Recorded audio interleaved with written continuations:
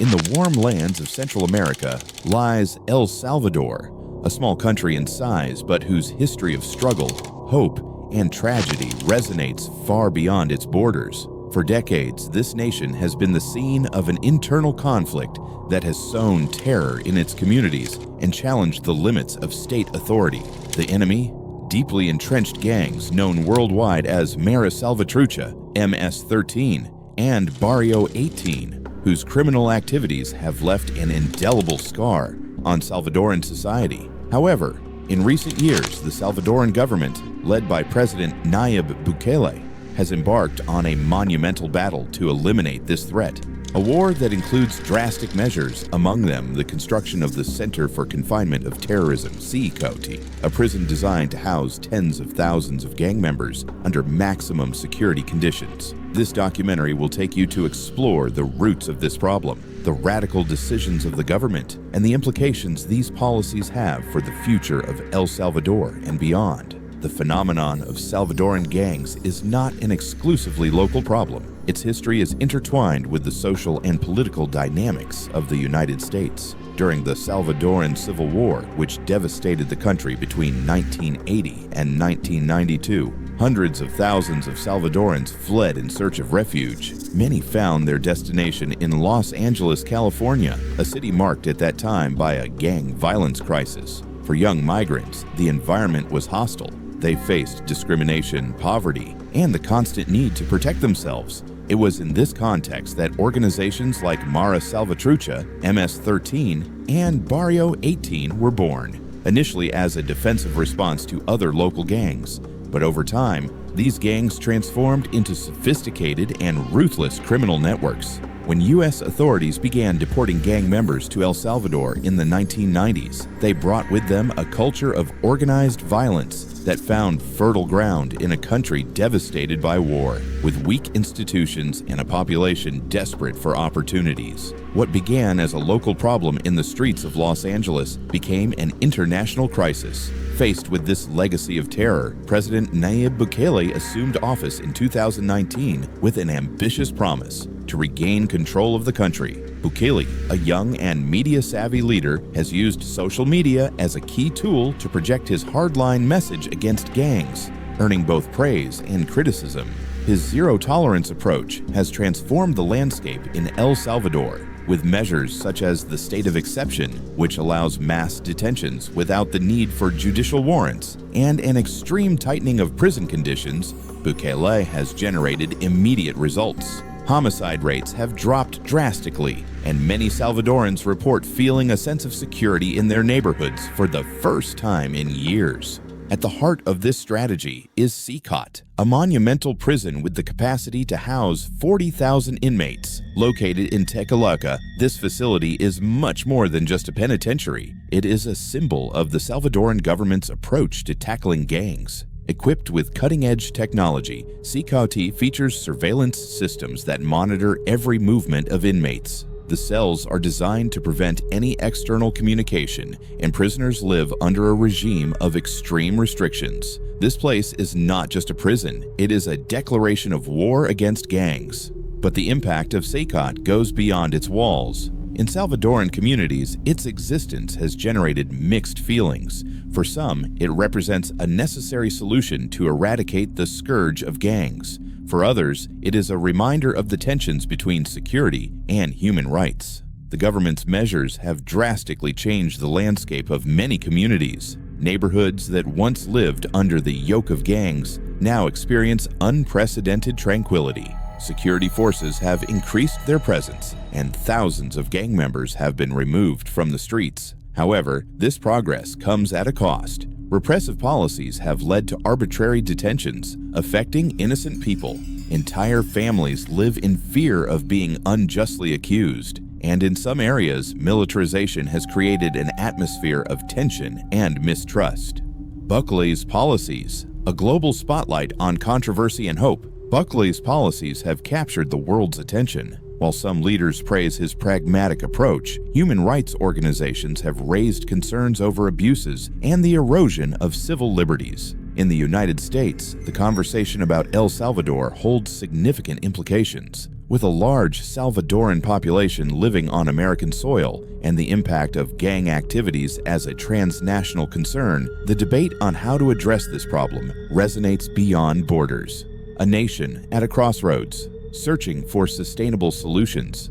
El Salvador stands at a historic crossroads. The war against gangs has shown that it is possible to reduce violence in the short term, but it has also highlighted that punitive solutions alone are not enough to build a truly safe and just society. For U.S. audiences, this story is a stark reminder of how decisions made in one place can ripple across the globe. From the neighborhoods of Los Angeles to the streets of San Salvador, the fight against gangs is a challenge that demands a shared vision and constant commitment. From shadows to light, rehabilitating lives. In the shadows of gang-controlled streets, there's a silent struggle. It's the internal battle of those who, after years trapped in cycles of violence, dare to dream of something better. But how do you start over when society has already rejected you? This is where rehabilitation programs come in. These are not just efforts to teach trades or provide education. They are attempts to restore humanity to those who have lost it. Imagine a young man who spent his teenage years in a gang, now learning to build furniture. Instead of holding a weapon, his hands hold wood, and with each hammer strike, he takes another step toward freedom. It's not just about the individuals. Families play an essential role too. Imagine a mother who spent years fearing for her son's life, now watching him return home, not as a gang member, but as a hard-working man determined to change. It's in these stories of transformation that true hope lies. Economic opportunities, lighting up forgotten communities. What makes a young person choose a gang over an honest job? Often, it's the lack of options. In the poorest neighborhoods, a dignified job can feel like an unattainable luxury. But what if that changed? Picture a neighborhood bustling with life. A bakery where young men who once belonged to gangs bake fresh bread each morning, or a bike repair shop where former enemies work together. These aren't just businesses, they're engines of social change. Economic development transforms entire communities. When jobs are available, previously empty streets fill with children playing. Families can afford 3 meals a day, and local stores begin to thrive. Every new business is like a beacon, illuminating dark corners and proving that a different future is possible. Strengthening institutions, justice for all, not just a few. In many parts of the world, justice is like a lighthouse. But in places where institutions are weak, that light barely shines. Gangs thrive in these voids, becoming the judges and executioners of their communities. What would happen if institutions were as strong as iron? If every police officer was trained not just to fight, but to protect with empathy? If every court operated transparently, and if every citizen could trust that justice would truly be served equally, how much could a country change? Strengthening institutions isn't just about politics. It's about trust. When people believe in their government, their police, and their judges, fear begins to fade, and with it, the grip that gangs have over people's lives. Prevention and education, planting seeds of hope in hard ground. Prevention isn't an abstract concept. It's something tangible, something you can see and touch in a community that invests in its children. Imagine a school where every student has access to extracurricular activities, a theater club that turns shy kids into stars, a soccer team that teaches discipline and teamwork, and art workshops where children can express their emotions on canvas instead of the walls of gang-controlled neighborhoods. Education, as simple as it seems, is one of the most powerful tools against violence, not just because it opens doors, but because it builds dreams. Every book read, every lesson learned is a brick in the road to a brighter future. Schools can also be safe havens for children, places where they find mentors and support. Because when a child knows they have options, when they understand that the world is bigger than their neighborhood, gangs lose their appeal. International cooperation, a shared problem, a shared solution. The fight against gangs isn't a challenge that can be faced alone. It's a problem that crosses oceans and connects countries in unexpected ways. From the neighborhoods of Los Angeles, where the first Salvadoran gangs were born, to the streets of San Salvador, where they've taken root, there's an invisible thread linking nations. International cooperation isn't just about money.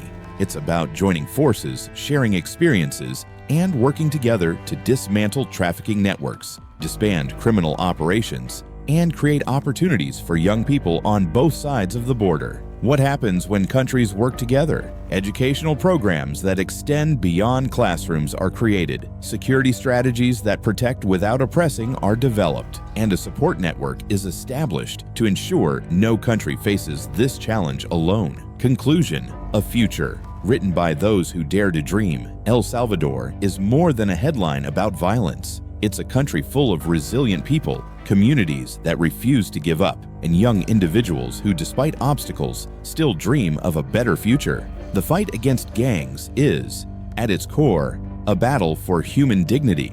It's not just about imprisoning or punishing. It's about healing deep wounds, building bridges where there were once chasms, and planting hope in places where only despair once grew. Every step forward is a victory, not just for El Salvador, but for the world, because every transformed life, every recovered neighborhood, and every young person who chooses a different path is a reminder that change is possible. Will it be easy? Will it be worth it? Undoubtedly, because at the end of the day, the true victory isn't in defeating the gangs, but in proving that light can shine even in the darkest places.